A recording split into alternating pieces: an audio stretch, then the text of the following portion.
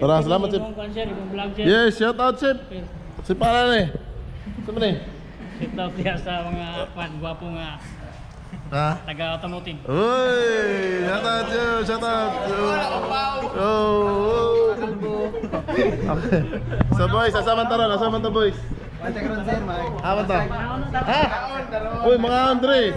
Actually, congratulations sa inyo nakapasar sila sa ato ang assessment sa driving in situ. Then taas-taas pa ni sila kag Andre sa test na Corpil.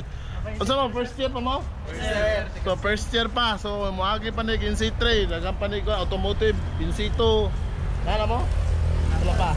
Wala pa engine repair, wala pa? So madugo pa. Madugo pa gyud nila. So boys, prepare yourself and enjoy lang ang training para di mo ma-stress. So, di kayo sana mga uyab-uyab. Wala uyab sir. Sa misahin niyo sa mga girls.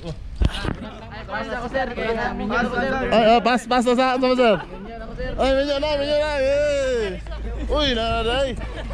Isang single ya. Gender sir.